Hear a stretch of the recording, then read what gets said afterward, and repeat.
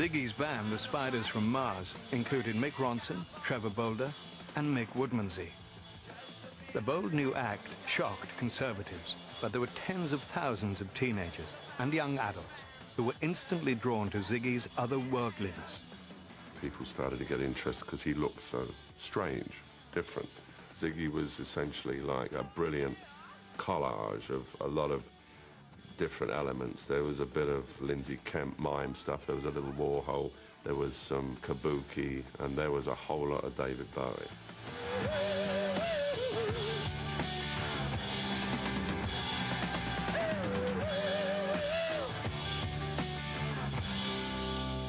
Now Ziggy played guitar.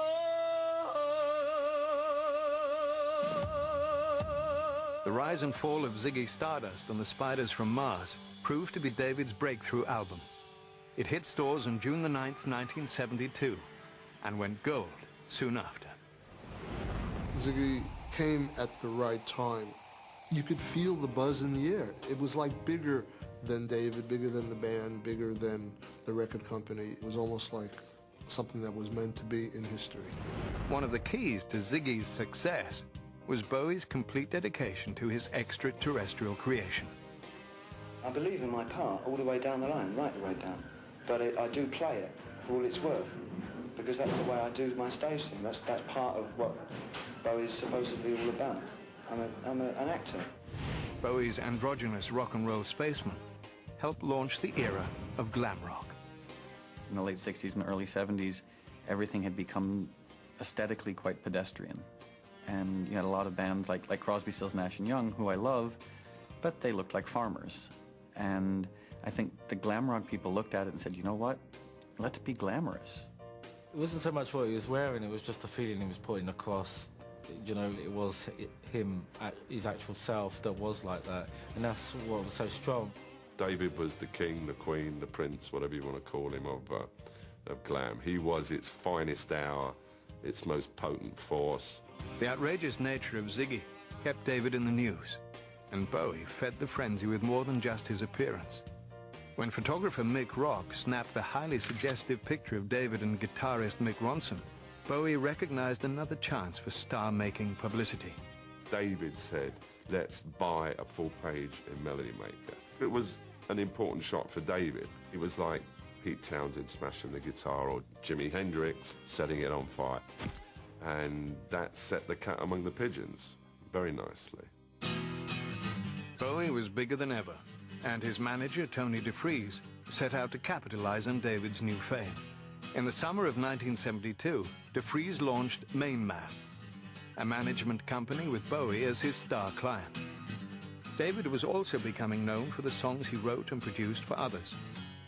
His song, All the Young Dudes, was a hit for Mott the Hoople, and the Lou Reed chart-topper Walk on the Wild Side was co-produced by David. In September of 1972, Ziggy Stardust descended on America. Although David wasn't yet a big success in the United States, Tony DeFries felt that if you spent like a star, people would believe you were a star. As a result, more money was going out than was coming in during the American tour. Everyone was staying at the Plaza, the Beverly Hills Hotel, room service 24 hours a day, roadies getting their underpants laundered, and lunatics were running wild, and no one was saying no. The hype was maintained, and the bills were being paid with unearned advances that Tony DeFries secured from RCA Records. I think that was Tony DeFries' genius. He got these guys to okay and cough up all kinds of money for an act that was not making them much money at that point in time. As the American tour progressed, David began to be put off by his wife Angie's ongoing efforts to direct his career, and their relationship became strained.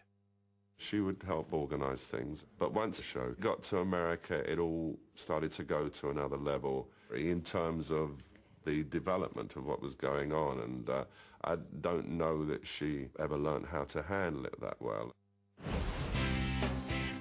Ziggy's journey across the United States was a critical success, but unchecked spending made the tour a financial disaster.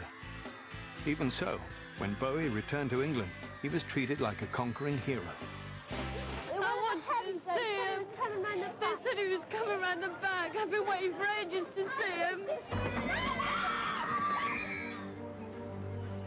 What David's fans didn't know was that their idol had less money in his pockets than they did.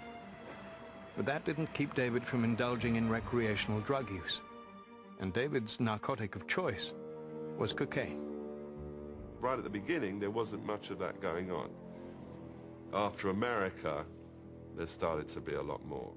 As David's cocaine habit escalated, the resulting weight loss combined with mental stress gave rise to the title of his next album, A Lad Insane. The Lad Insane was, well, you know, I think it was a reflection of what he was going through. It was starting to work on his head, and, you know, some lad, London lad, going off his rocker very slowly, but having an interesting time doing it. To promote A Lad Insane, Bowie headed off on a 100-day world tour. The first performances were at Radio City Music Hall. During one show, David collapsed on stage. It was the ultimate in drama because the encore number was Rock and Roll Suicide, and after the song ended, he fell on the floor. He had definitely went unconscious for a while, and then of course the doctors and nurses came and he was fine, but it was scary. In spite of the incident, David continued his grueling schedule. After completing the US leg of the tour, the band headed to Japan, then on to Russia, and back to England.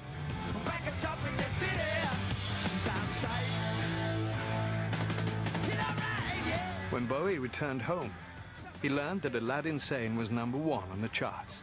The news should have made him happy, but it didn't. In the midst of all the Ziggy Stardust hype, David Bowie felt he had lost his way. Still don't know what I was waiting for. Time was running wild. A million dead-end streets. Every time I thought I'd got it made, it seemed the taste was not so sweet.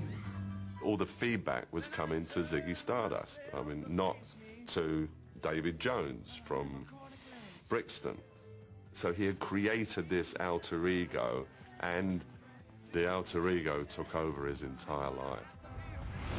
David continued to play to sold-out houses throughout Great Britain, including London's Hammersmith Odeon, on July the 3rd, 1973. But to the audience's surprise, at the end of the show, the 26-year-old rock star made a startling announcement. Not only is it the last show of the tour, but it's the last show that we'll ever do. Thank you. Less than a year and a half after creating Ziggy Stardust, the shock rocker was giving up the character that had brought him fame, and fans were left wondering if David Bowie was just another shooting star who'd burned out before his time. Thank you very much. Bye-bye, we love you.